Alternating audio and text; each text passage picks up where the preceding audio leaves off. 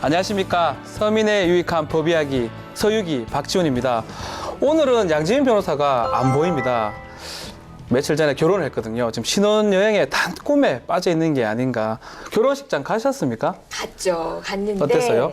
역시나 신랑분이 정말 훈남입니다. 우리가 선남선녀라는 말 많이 하잖아요. 정말 딱 그 전형적인 모습이었어요. 부럽던가요? 부럽더라고요. 그래서 우리 양지은 변호사를 대신해서 오늘 또 다른 우리 고은희 변호사 나오셨거든요. 아이고 반갑습니다. 잘 부탁드릴게요.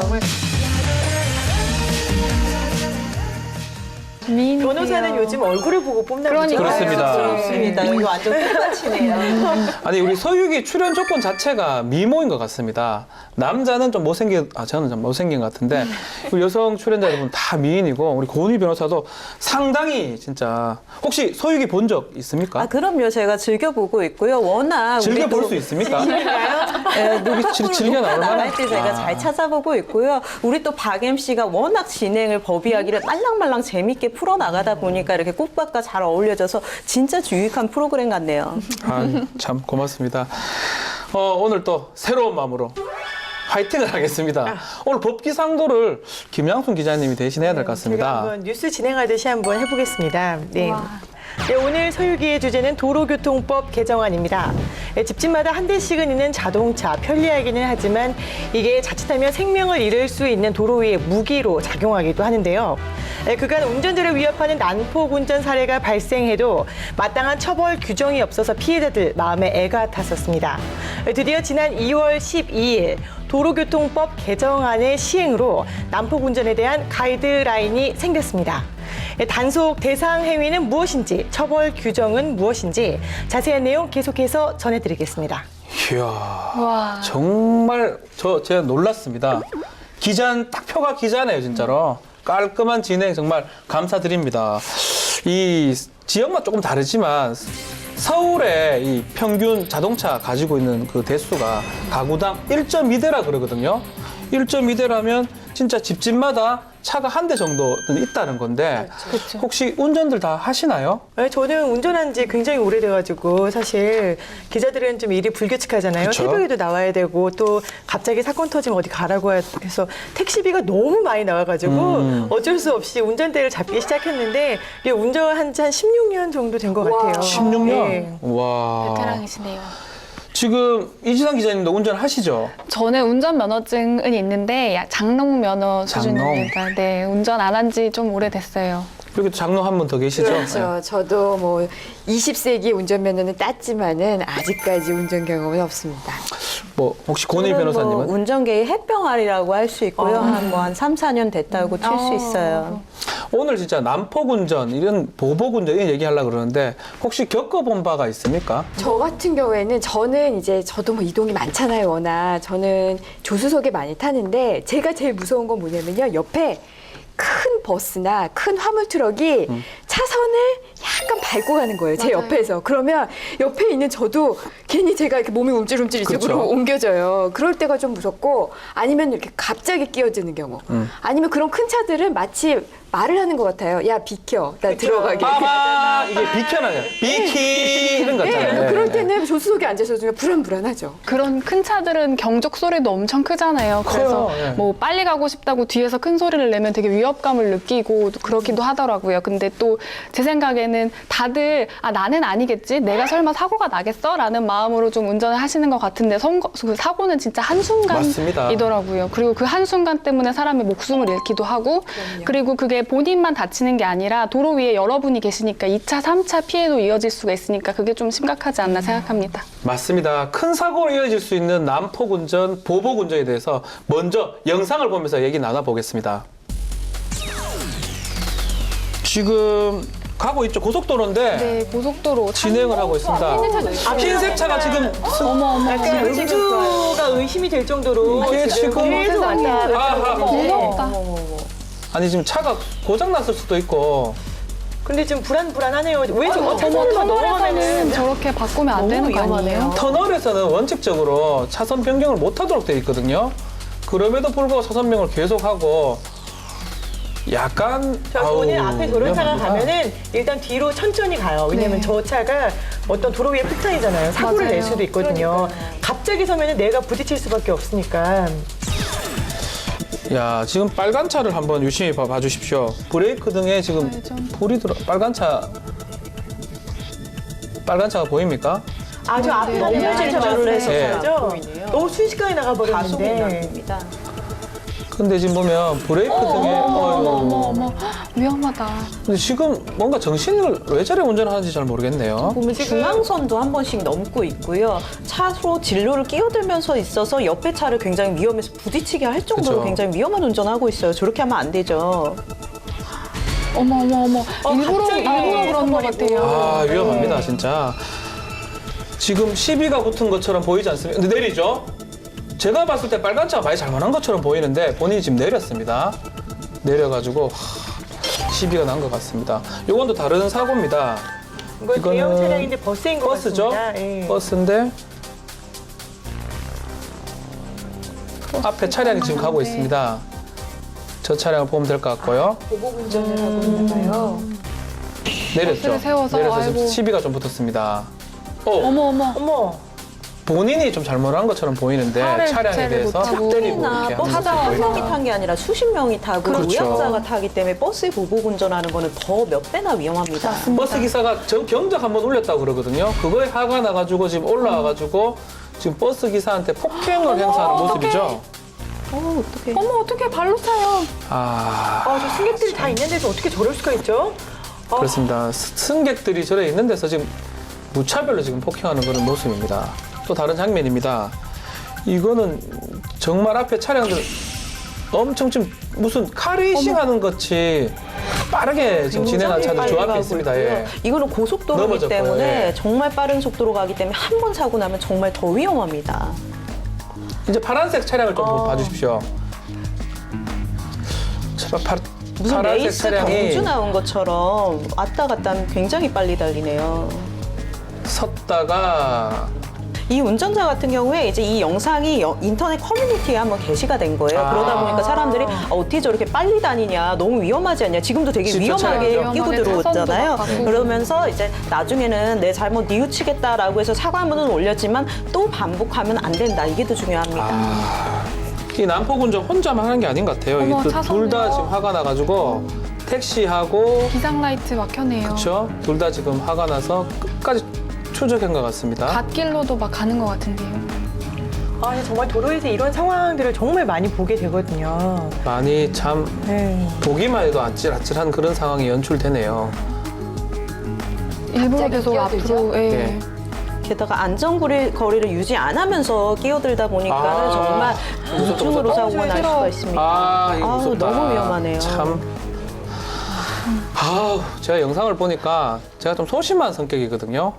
저 상당히 놀랍고 임박을 변호사님 실제 영상 보니까 어떻습니까? 저는 저런 거 조수석에 앉아서 많이 봤다니까요. 제가 한 옛날에 경험했던 적은 뭐가 있냐면, 그때 이제 아는 분의 차를 타고 왔어요. 그때는 이제 조수석에 앉아 있었는데 이제 좀 어두웠어요. 그런데 뒷차가 상향등을 켠 거예요. 그러니까 이제 앞에서 너무 눈이 부시잖아요. 그래서 저 참 뒷차가 너무 매너가 없다. 그냥 저는 이제 이렇게 생각하고 말하는데 제 옆에 운전하고 있었던 분은 화가 난 거예요. 그러더니 이제 막 화를 내시더라고요. 그러더니 이 뒷차에게 양보를 해요, 진로를. 그러더니 자기가 다시 상향등을 딱 켜는 거예요. 그러니까 보복이죠. 그러면서 이제 통쾌하는 거예요. 이제 저는 옆에서 이제 점점 불안해지기 시작했어요. 그러더니 제 앞차가 다시 또 속도를 옆으로 빼면서 속도를 좀 늦추더니 다시 우리 뒤에 뒷차로 오는 가서. 거예요. 또 상향등을 켜는 거예요. 그러니까 하이빔, 서로 예. 이제 쌍방 보복이죠. 하이빔 날렸구나. 그러니까 제가 이제 잠깐 만나던 분이었는데 그 운전 습관을 보고 이분이랑 얼른 헤어져야겠구나. 정말 잘하셨습니다. 정말 잘한 것 같아요. 그렇게 끊임없이 보복하시는. 제 같은 경우는 정말 좀 소심해서 거의 100이면 100을 딱 지키고요. 너무 좀 소심해가지고 그 고속도로에도 조금 빨리 가야 될 구간에서도 그렇게 가거든요. 어느 날은 이제 운전을 하고 있는데 뒤에서 막 날리고 깜짝깜짝 놀래가지고 제가 모르고 브레이크를 밟았습니다. 그 밟은 게 어떻게 보면 자극했다고 생각했나 봐요, 뒷차량은. 자신이 뒤에서 이거 예, 생각 저는 안 몰랐어요. 하고. 모르고 뒤에서 그러니까 놀라가지고 밟았는데 이 사람이 화가 나가지고 제 옆에 계속 오는 거예요.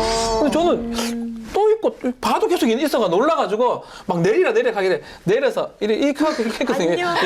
근데 이제 화가 난 겁니다. 화가 나서 나중에 그걸 알고 이제 이 깜빡등 있잖아요. 죄송해요. 깜빡 뭐 이래가지고 겨우겨우 위기를 모면한 적이 사실 있습니다. 이상 기자님도 뭐 그런 적 본 적이 많죠. 네, 아까 영상 보면서 저는 손에 땀이 나더라고요. 저 비슷한 경험이 생각이 나가지고 제가 충남도청에 취재를 갔다가 이제 대전으로 돌아가는 고속도로 위였는데 그때가 겨울이라서 눈이 되게 많이 쌓였었거든요. 그래서 저는 보조석에 앉아 있었는데 저뿐만이 아니라 다들 모든 차들이 되게 저속 운행을 하고 있었어요. 그러니까 뒤에 좀 성격 급하신 분이 되게 답답했었나 봐요. 아까 말씀하신 것처럼 계속 뭐 경적도 울리고 비상라이트도 켜고 그러시더라고요. 근데 다들 이제 정속 운행을 하니까 그분이 이제 차선을 바꿔서 급하게 앞질러 가려고 속도를 내셨는데 눈길이니까 이게 미끄러진 거예요. 그래서 제가 보는 앞에서 차가 이렇게 미끄러지더니 앞에 세 대를 타다다닥 박는 거예요. 근데 다들 좀 저속 운행이었으니까 저는 서기는 섰는데 피해자 차량에서 나왔는데 아기도 있더라고요. 그러니까 카시트에 아기 막 여자분이 우시면서 아기 카시터를 꺼냈는데 너무 막 소름이 돋고 너무 위험하다는 생각이 많이 좀 들었었습니다. 그러니까 여기 있는 사람들도 한 번씩은 다 이런 일 겪었는 걸로 보입니다. 대체 얼마나 많은 일들이 일어나고 있는지. 일단 저희만 보더라도 5명 중에 5명이면 일단 100%의 확률일까 네. 싶은데 이거를 전국의 성인 남녀 1000명한테 조사를 하니까는 10명 중에 4명은 보복이나 난폭 운전을 경험한 적이 있다. 이런 결과가 나왔고요. 지난해 2월부터 이제 서울경찰청에서 보복 운전 통계를 했는데 불과 2달 만에 398건. 하루 기준으로 하면은 하루에 6건이나 이런 무서운 사고가 일어나는 거고요.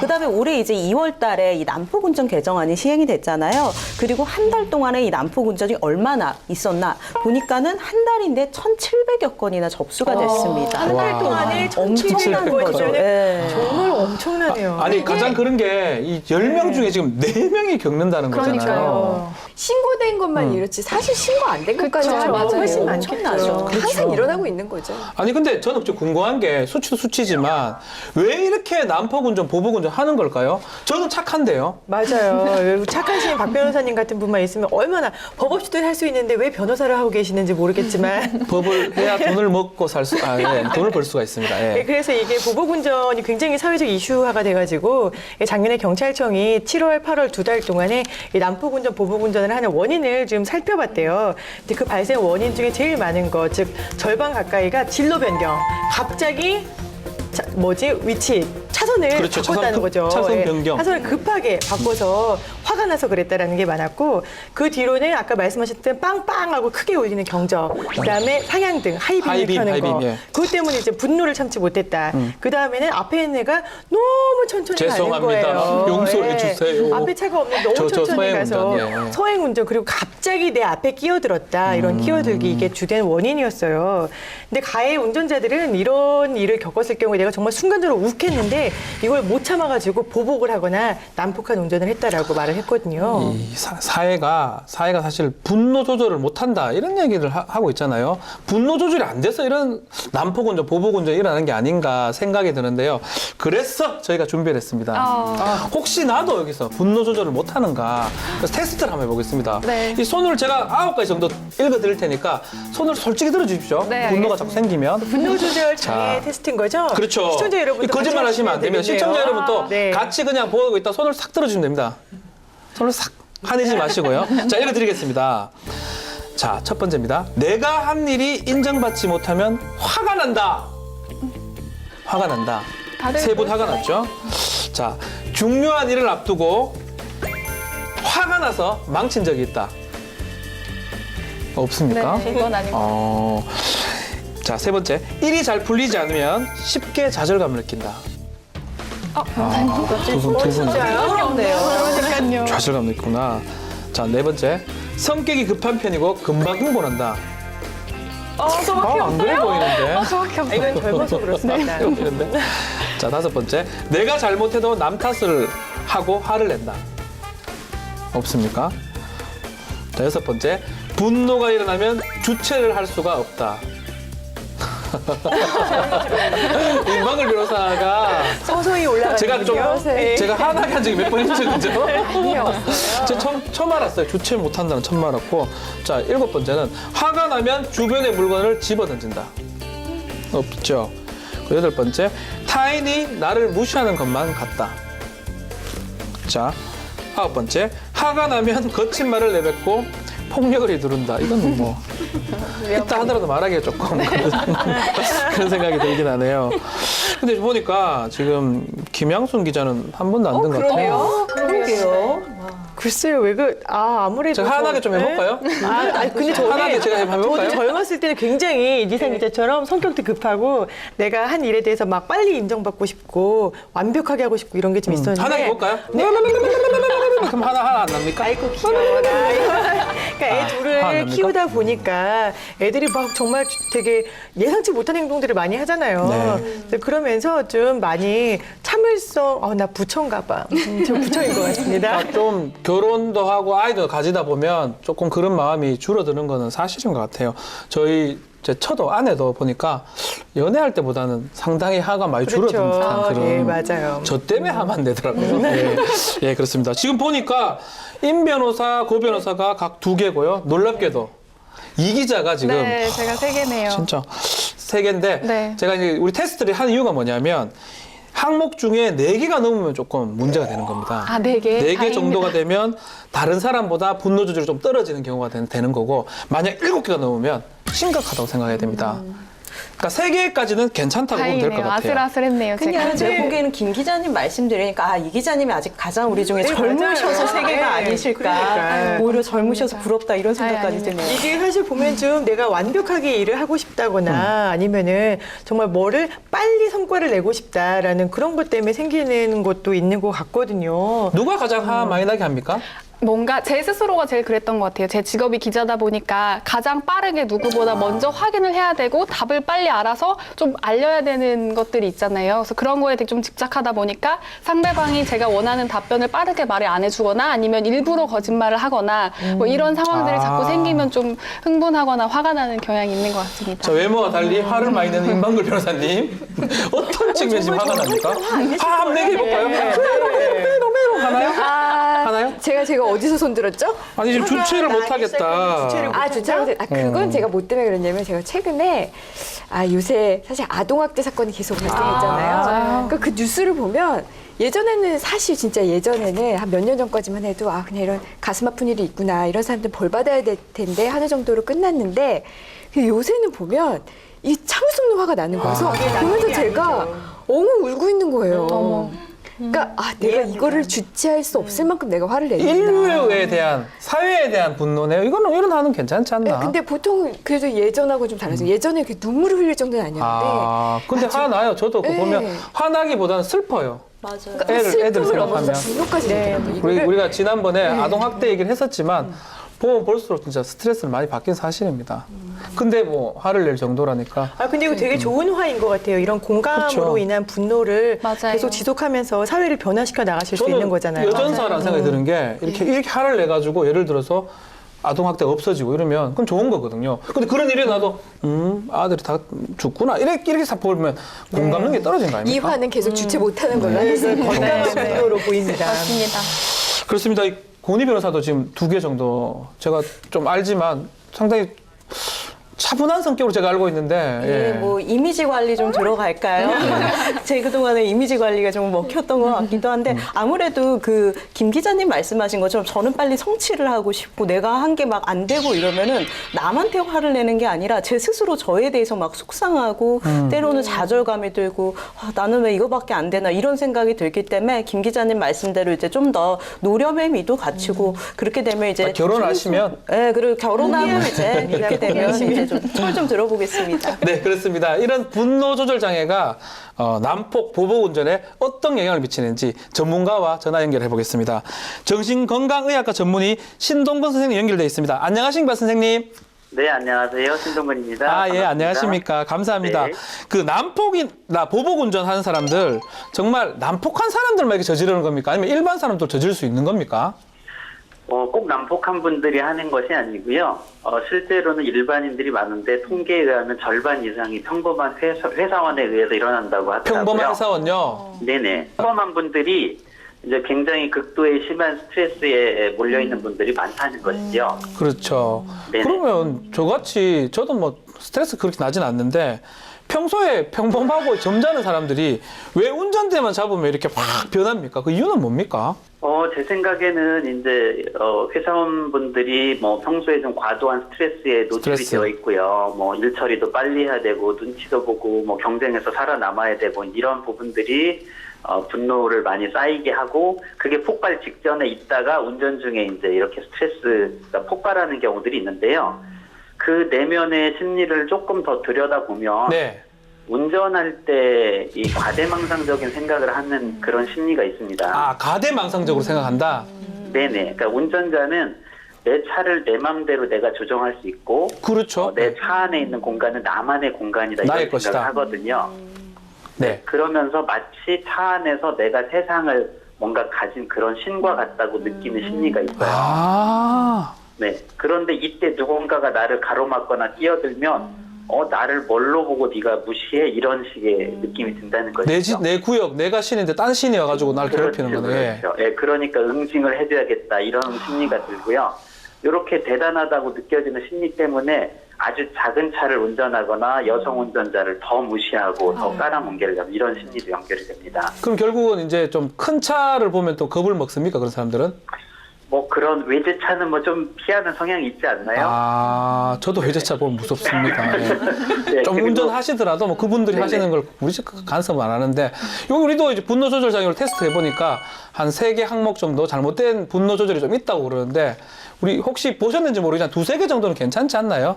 테스트 한 네, 거? 뭐 2-3개 정도까지는 괜찮다고 하고요. 대개 이제 한 뭐 4개 정도 3-4개까지는 그냥 그럴 수 있다고 보는 입장이고요. 네. 뭐 한 6-7개 정도 넘어가면 그때부터는 심각하다 이렇게 보는 입장입니다. 결국은 이런 분노 조절 이렇게 해가지고 스트레스를 많이 받으니까 분노 조절 장애를 겪고, 그게 차량에서 내만의 공간에서 내가 좀 하고 싶은데 옆에서 막 끼어들고 이러니까 화가 나는데, 뭐 해결책 같은 거는 좀 없나요, 선생님?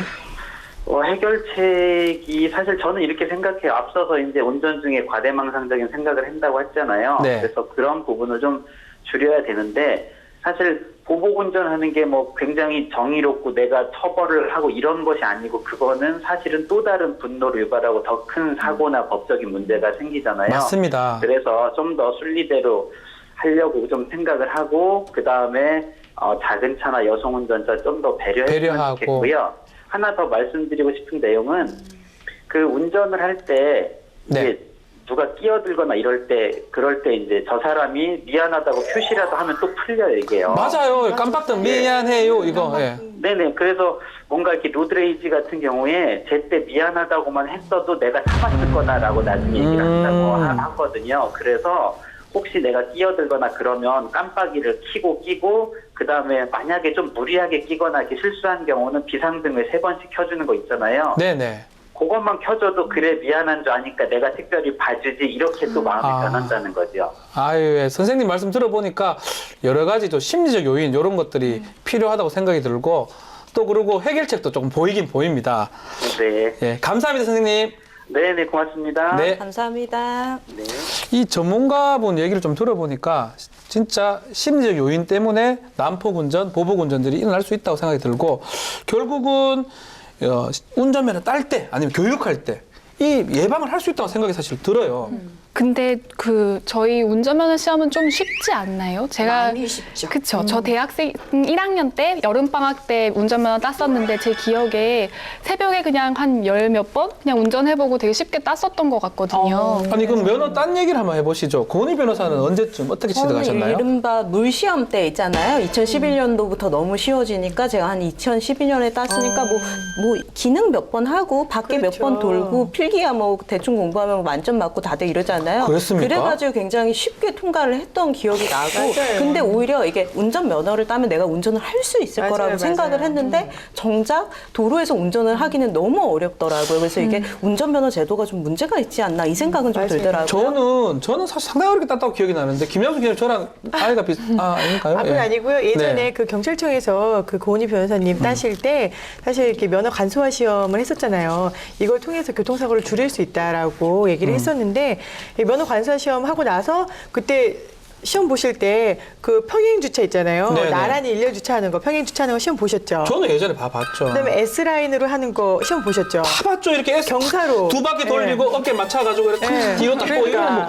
뭐 얼마나 회화가 쳤는데요 이거를. 기어 이렇게 바꿔가지고 경사로 말도 이렇게 마십시오. 올라갔다 하는 거 보셨죠? 급발진 뭐 다 했잖아요 우리. 그러니까 지금 간소화 시험에서 보셨어요 그런 시험? 네, 저 지금 기억이 벌써 3, 4년 됐는데 왜 가물가물한지 모르겠는데 안 보셨기 때문에 그게 뒤주차 안 이런 거, 됩니다. 평행 주차 그게 이런 거 없어졌어요. 못하고. 이걸 해야 아예 되는데. 평행 주차, 그다음에 경사로, 그다음에 굴절 코스 이런 게 간소화 시험 항목에서 다 없어졌어요. 금발 보면 그래가지고 떨어져요. 제가 지금 금발 두 분이 바꾸면. 뭘 네. 말씀하시는데 내가 저런 걸 했나 제가 자꾸 가물가물하고 실제로 지금도 평행 주차를 잘 못해요. 그러니까요. 그래서 이 한국갤럽이 한국교통장애인협회 등의 의뢰를 받아가지고 2011년에 조사를 해봤대요. 그랬더니 이 간소화를 반대하는 사람들이 오히려 53.6%로 굉장히 많았다는 거예요. 간소화되면 쉬울 것 같은데 운전자들이 내가 이렇게 하고 면허를 땄는데 정말 운전할 수 있을까라는 두려움이, 왜냐면 그렇죠. 이거는 나의 목숨을 담보한 거잖아요.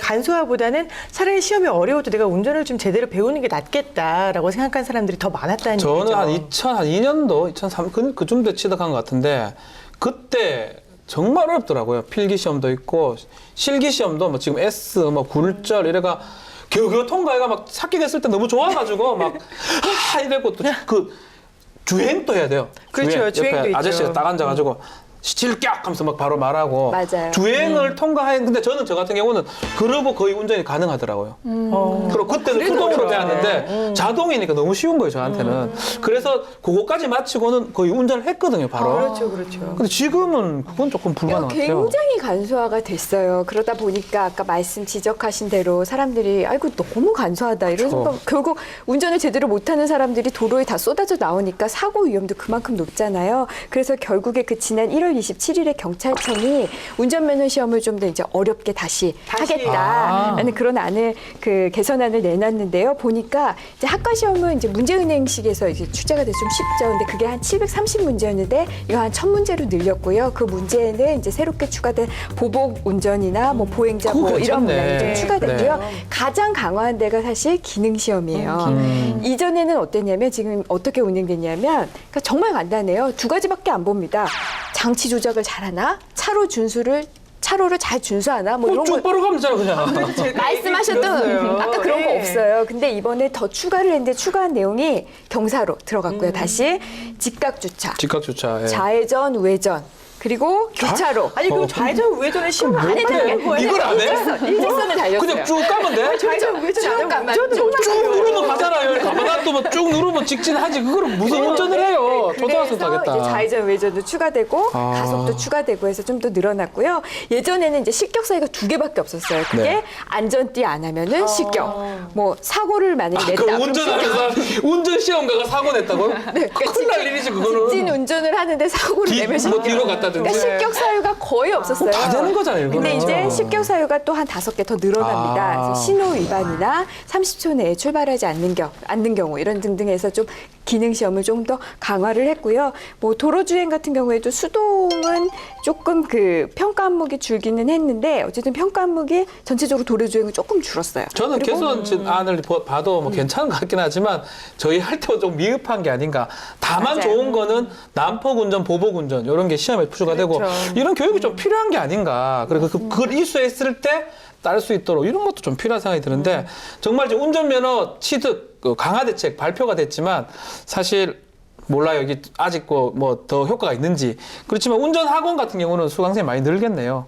지금 굉장히 어려우니까? 많다고 해요. 그죠. 왜냐하면 어려워지고 나면은 그만큼 힘들잖아요, 따기가. 그래서 대학생들은 지금이 아니면 기회가 없다라고 해가지고 굉장히 뭐 줄은 뭐 한참 서가지고 따야 되고 면허 학원도 응시생들도 북새통이라고 합니다. 그러면 우리나라 말고 다른 나라 한번 알아보시죠. 우리 다른 나라 특히 미국 전문가인 우리 김영수 기자님. 제가 전문가는 아니고 제가 면허를 어쩌다 보니까 미국에서 미국에서 땄어요. 네. 당시에는 그 한미가 약간 미국에서 운전 면허 따면 한국에서 그냥 교환을 해주는 그런 시스템이어서 미국에 미국에서 땄는데 근데 운전면허 따는 게 전혀 쉽진 않았어요. 왜냐면 영어가 돼야 딸 수 있어요. 그렇죠. 일단 필기 시험은 문제은행이어서 똑같거든요. 아. 근데 주행을 할 때 정말 실제 도로에 나가서 우와. 주행을 다 시켜요. 좌회전, 우회전 당연히 시키고요. 턴 레프트, 턴 깜빡이 라이트. 안 키면은 깜빡이 켜고 그다음에 비상등 켜고 이런 거는 당연히 그다음에 주차하고 이런 것도 시켜요. 근데 미국은 굉장히 중요한 게 고등학교 같은 경우에 정규 과목에 아예 운전 교육이 포함이 돼 있대요. 야, 고등학교. 괜찮네. 네. 특히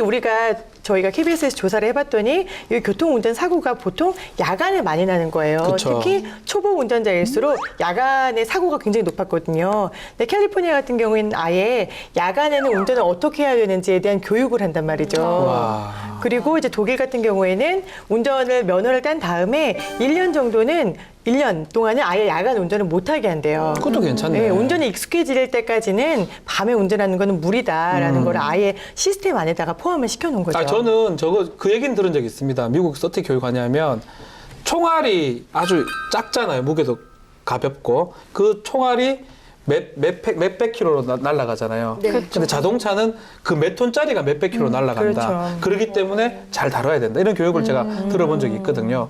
그만큼 그런 것 같아요.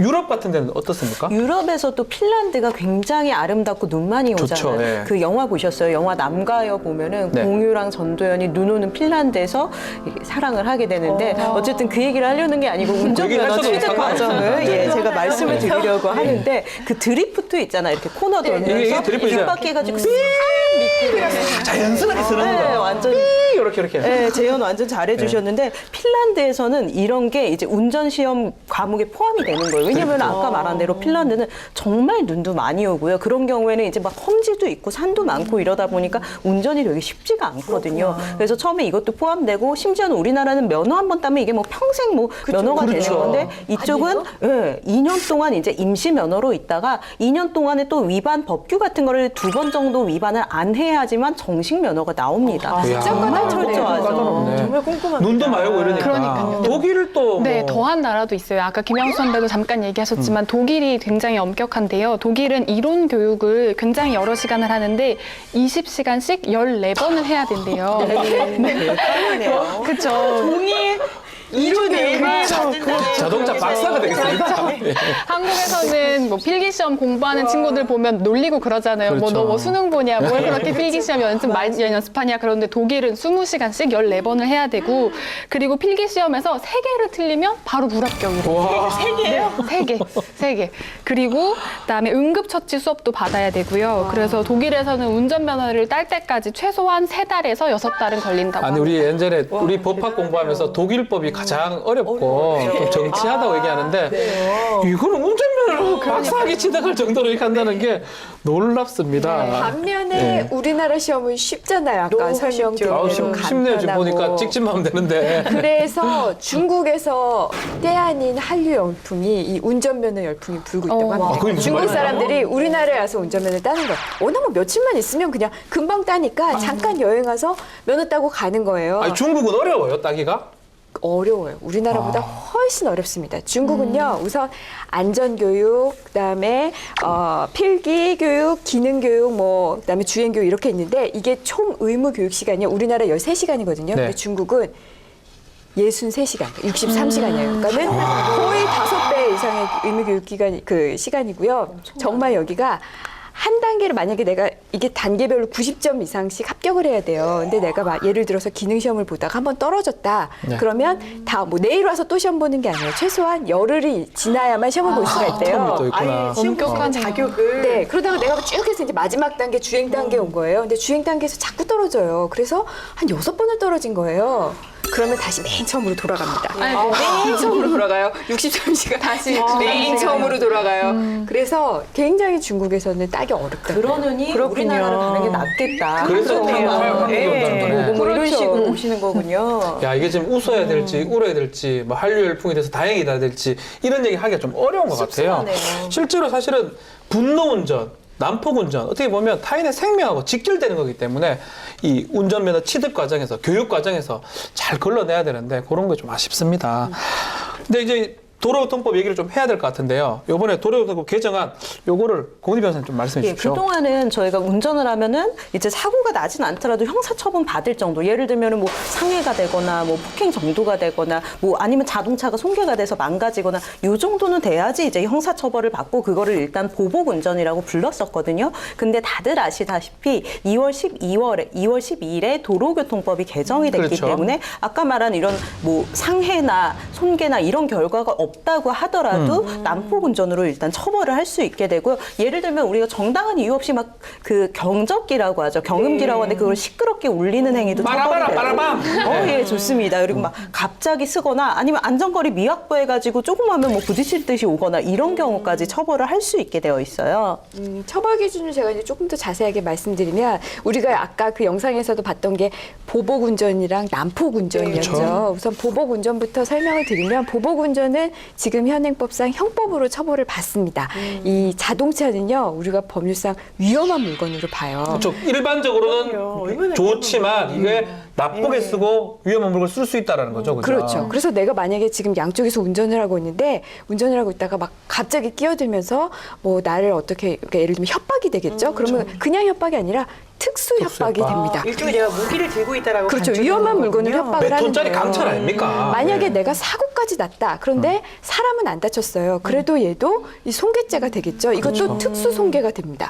또 하나 만약에 사람까지 다쳤다. 그러면 특수 상해가 되죠. 그렇죠. 특수 상해는요 1년 이상의 징역이에요. 굉장히 그 형량도 높습니다. 이렇게 처벌을 받고 있고요. 난폭운전은 앞에서 말씀해 드렸듯이 이번에 도로교통법이 개정되면서 이제 운행 조항이 돌아왔는데 그럼 난폭운전이 뭐냐? 아까 경음기 울리는 것도 말씀해 주셨고요. 신호 위반하는 거, 중앙선 침범하는 거, 과속하는 거.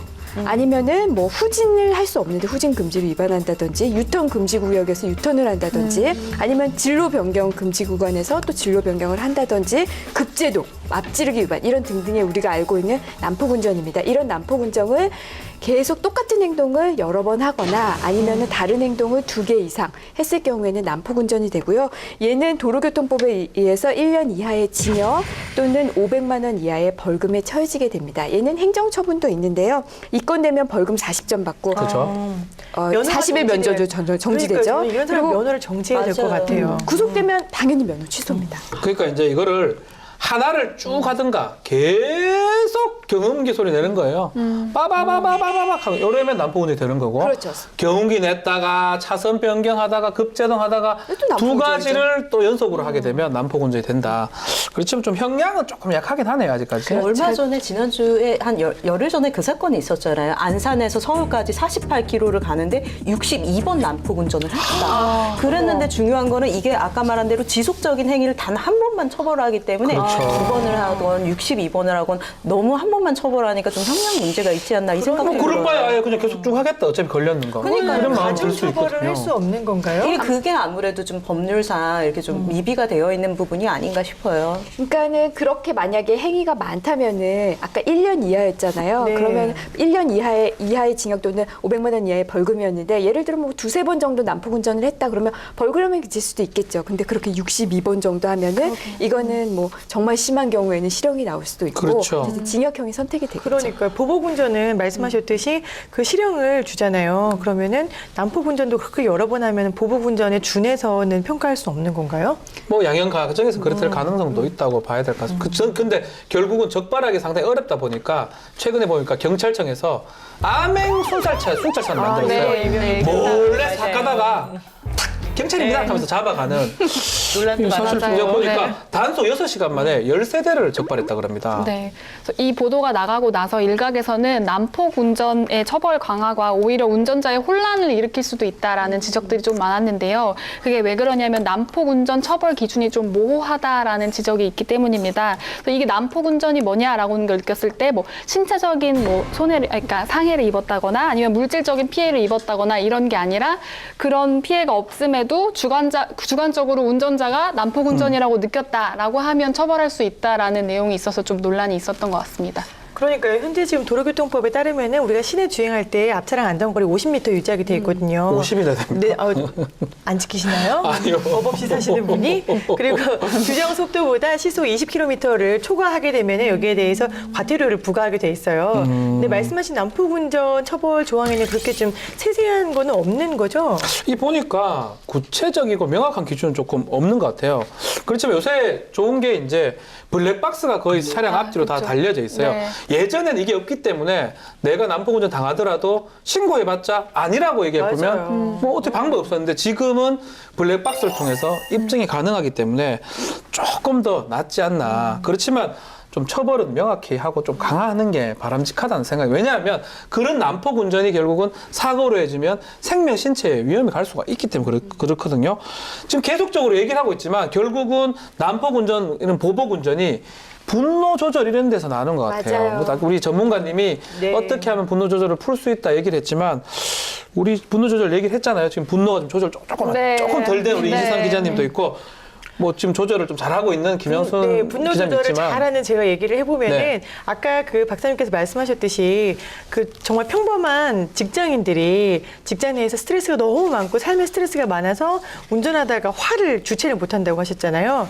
그래서 저는 운전할 때 무조건 제가 좋아하는 음악을 틀어요. 네, 정말 신나는 음악이거나 아니면은 좀 이렇게 여유로운 음악이거나 그날의 기분에 따라서 음악을 틀고 제가 너무 화가 나서 운전을 못하는 날에는 좀 슬픈 음악을 틀고 그냥 차 안에서 막 울어요. 네. 막 울다가 그다음에 좀 진정이 되고 나서 운전을 하게 되면은 절대 분노 조절이 안 될 이유가 없거든요. 저만의 팁이라면은 그런 팁이 괜찮은 것 있습니다. 같네요. 역시 돌을 닦으신 게 아닌가 지금 그런 생각이 드는데 아직 2명 키우면 그래 됩니다. 그렇습니다. 아직 네. 돌을 닦지 못한 저 같은 경우에는 사실 스트레스가 너무 많으면 운전대를 안 잡습니다. 근데 어쩔 수 없이 뭐 저희가 지방재판 다니고 이러면 운전대를 잡아야 수밖에 될 날이 없죠. 있거든요. 그런 경우에는 굉장히 화가 날 때 사람이 잠깐만 참으면 가라앉는데 그때 가면 굉장히 위험하기 때문에 우리 뭐 하나 둘 셋 양 한 마리 양 두 마리 이런 거 있잖아요. 그래서 마음속으로 차분히 세워주시고 그리고 또 사물인이 세 개면은 뭐 살인도 면한다라고 하는 말이 맞아요. 있듯이 어찌됐건 결국에는 참고 정말 김 기자님처럼 스트레스를 아예 해소하는 공간으로 차를 이용하는 게 제일 좋을 것 같아요. 운전할 때 필요한 그런 예의 같은 거를 서로 상호 간에 숙지하고 있는 것도 좀 필요할 것 같은데요. 아까 의 선생님 말씀하셨지만 사실 저희가 길 위에서 고의든 고의가 아니든 상대한테 좀 신뢰를 할 수 있는 상황들이 생기잖아요. 근데 그럴 때 미안하다는 표시만 제때 했어도 좀 사고를 방지할 수 있다라는 얘기를 많더라고요. 아까 이제 뭐 변호사님도 얘기하셨지만 끼어들 때는 꼭 깜빡이를 켜고 그렇죠. 만약에 자기가 실례했다 아니면 실수했다라고 생각하면 미안해요라고 하는 그 깜빡이를 3번 정도 키시는 것도 좀 방법이 될 수 있을 것 그것도 같습니다. 깜빡이를 켜는 것도 잘해야 됩니다. 미안해요 4번을 해야 돼요. 깜빡 이 4번 정도 해야지 이게 미안함이 느껴지지. 깜빡 2번 딸랑하고 딱 가버리면 이게 미안? 반말 아닌가? 이런 생각 들고 계속 깜빡이 계속 켜놓고 그냥 가버리면 이게 그냥 습관적으로 하는 게 아닌가. 아니 저는 그래서 발명품 중에 이게 차 이게 뚜껑 있잖아요. 네. 거기 택시처럼 어떤 손이나 이런 아, 게 저 좋은 것 있어가지고 같아요. 네 이게 있어서 오른손으로 나 오른쪽 가요. 아, 저는 왼쪽 가요. 저는 막 그런 일 딱 네. 생기면 하트 같은 거 날려주면 어때요? 네, 아니 하트는 좀 네. 잘못하면 그러니까요. 모르겠는데요. 미안합니다. 이렇게 인사하는 미안, 네. 뿌양 미안합니다. 하트 이렇게. 죄송한데 이렇게. 화나려고 그래요. 아니, 뒤로 하트를 이렇게. 더 화나요. 추월해서 미안해요. 누구의 하트 이렇게. 얼굴이냐에 따라 좀 다르겠죠. 네. 네. 아니, 기왕이면 뭐- 송중기 얼굴로 미안하다고 아, 하면 저는 그러니까. 마음이 싹 풀릴 것 사람이 같습니다. 막 솟아나네요. 네. 그러긴 말입니다. 결국은 본인이 난폭운전 할 수도 있어요. 본인 그럼요. 다른 사람과 기준이 다르기 때문에 그럼요. 했을 때 어떻게 보면 잘 또 대응하는 게 네. 예의 있게 하는 맞습니다. 게 더 어떤 큰 사고를 방지하는 것 같긴 한다 생각이 듭니다.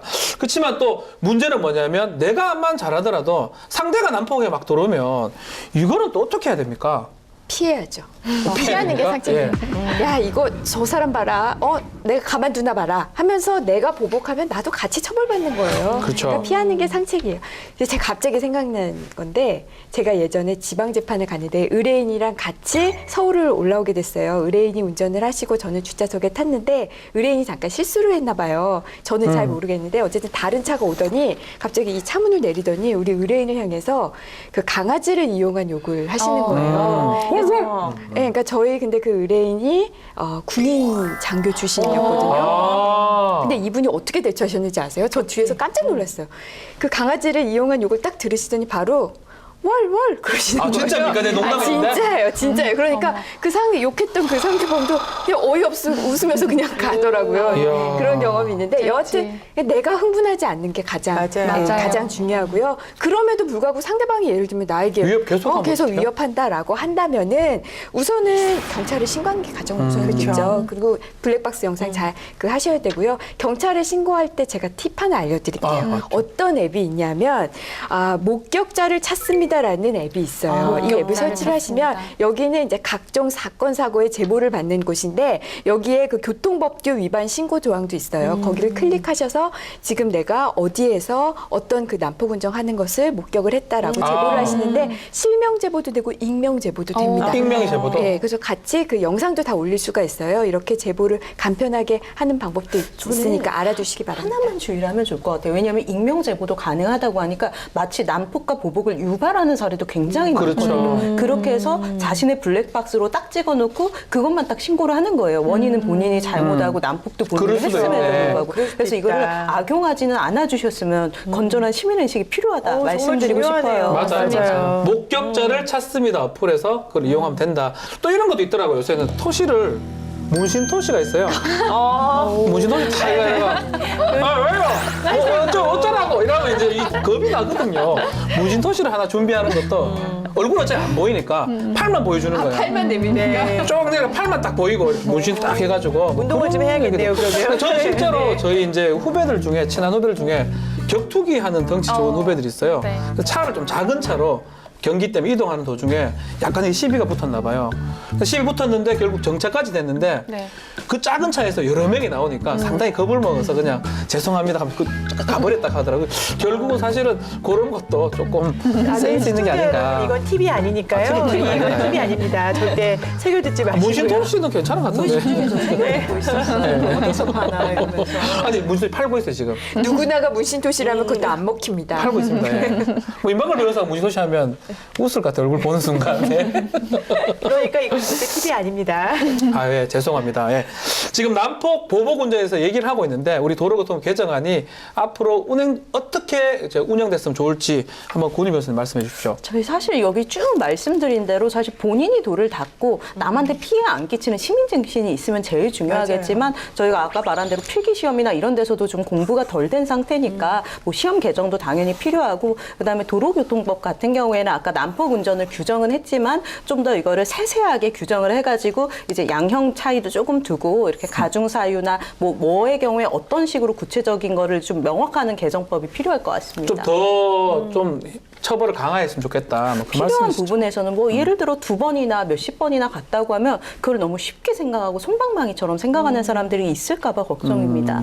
저는 처벌 규정 만들어졌잖아요. 네. 저는 중요한 거는 이거 그 신고하는 거예요. 신고. 신고죠. 규정 있으면 뭐 합니까? 이거 신고 안 하면 뭐 있으나 마나한 규정이죠. 그러니까는 이런 사람 이렇게 내가 난폭 운전을 했더니 여기저기서 나를 다 신고해서 내가 한번 처벌을 받았다라고 하면 그 다음에는 안 하게 되거든요. 못하죠. 그렇죠. 네, 네. 그러니까 내가 난폭 운전을 하면 지금 내 옆에, 내 뒤에, 내 앞에 있는 차들이 날 신고할지도 몰라라는 그래요. 그런 마음이 있다라면은 난폭 운전은 좀 확 줄어들 것 맞아요. 같거든요. 네. 소상금 제도도 조금 있으면 좋지 않나 싶네요. 파파라치 같이. 네, 아. 악용만 하지 않는다면요. 근데 저는 이렇게 개인에게 모든 책임을 떠넘기는 건 솔직히 반대예요. 네. 개인이 스트레스가 많아서 네가 시민의식이 부족해서 우리가 교통문화가 성숙하지 않아서 사고가 나는 거야. 네가 잘해. 라고 말하면 국가랑 시스템이 왜 필요해요? 내가 그렇죠. 세금을 왜 내요? 이거는 시스템적으로 국가가 정말 적절한 장소에다가 사람들을 만약에 끼어들기를 하고 정지선을 안 지키는 곳이라면은 거기에 경찰을 배치해가지고 유도를 하고 그다음에 그 고속도로에서 정말 막 지그재그로 운전할 수밖에 없는 구간이라면은 거기다가 표지판을 설치해서 너 여기서 지그재그 하면은 지금 찍히고 있어라는 워닝을 주고 이런 시스템이 있으면은 어떤 사람이 그 시스템을 바라보고 앞에서 사람이 저쪽으로 가세요 하는데 그거를 치고 가겠습니까? 무조건 개인 탓하지 말고 국회로 가셔야 되겠네, 우리 김양수 씨님. 보내주십시오. 시스템을 좀 만들어줬으면 네. 좋겠습니다. 맞습니다. 예전에 우리 그 한 예능 프로그램이었나? 막 그런 어떤 양심을 지키는 그런 거 있었지 않습니까? 네, 그렇죠. 그때 상당히 교통 질서를 많이 지키는 그런 정지선. 문화가 됐었거든요. 네, 맞습니다. 그러니까 일부러 이제 혹시나 그런 상황이 될까 싶어서 일본 같은 데는 그런 거 봤었어요. 새벽에라도 다 지키더라고요. 그래서 뭐 국민성이 그게 좀 드러나는 게 아닌가 뭐 그런 생각 사실 들긴 듭니다. 아까 말씀하신 시스템에서 말씀하셔서 생각이 났는데 요새는 좀 빅데이터들도 굉장히 활발하잖아요. 교통량이나 이런 것들을 경찰이나 당국에서 좀 많이 그 정보를 확보하고 있다고 들었는데 그런 제도에 그런 빅데이터도 좀 도입을 해서 만약에 여기서 정지선이 뭐 많이 안 지켜진다던가 아니면 그쵸. 교통사고가 많이 발생했다면 그 원인 같은 걸 찾아서 말씀하셨듯이 개인한테 책임을 묻는 게 아니라 좀 제도적으로 보완할 수 있는 것들도 좀 그러니까 제도가 다 된 맞습니다. 상태에서 그래도 위반한다 그러면 그 상황에서는 개인 책임 물어야 네, 되겠지만 맞습니다. 그 전 단계에 국가나 사회가 정비가 돼야 된다. 네, 또 도로교통 체계도 잘 돼야 되고 그리고 안 막히면 또 화가 또 안 나요. 맞아요. 또 막히는 거는 막히니까 맞아요, 화가 나는 맞아요. 거거든요. 어떻게 보면 네. 그런 것도 그 말씀의 취지라고 저는 생각이 좀 그리고 듭니다. 저는 지금 갑자기 생각난 거 하나가 왜 우리 그 내비게이션을 다 켜고 운전을 하시잖아요. 네. 그러면은 이 구간에서는 과속하지 않으면 됩니다. 이렇게 안내는 해주는데 이런 거에 한마디씩 지그재그 함부로 운전하지 마세요라던가 그거 괜찮네. 뭐 그런 아이들을 그러니까요. 하나씩만 넣어주셔도 우리가 자꾸 이렇게 생각을 괜찮네. 하게 되기 때문에 내비게이션에서 이렇게 혹시 지금 화가 나시나요? 안정하시기 바랍니다, 고객님. 화가 나려고 하면 참으시기 바랍니다. 그것도 괜찮네요. 네, 좋을 것 같습니다. 와, 정말 좋은 아이디어들 진짜 많이 들었습니다. 이 도로 위에서 이 운전하는 거는 나도 지키고 가족의 안전을 지키는 거라고 생각을 해야 되고 경찰청 슬로건 중에 이런 게 있습니다. 착한 운전, 안전 보행. 나부터 지금부터 이게 있는데 사실은 실천하는 게 가장 중요하다고 생각이 들고 지금 당장 안전한 운전 실천해보는 게 어떨까 하는 생각이 듭니다. 그럼 다음에도 서민의 유익한 법 이야기 다음에도 좋은 이야기로 돌아오겠습니다. 감사합니다.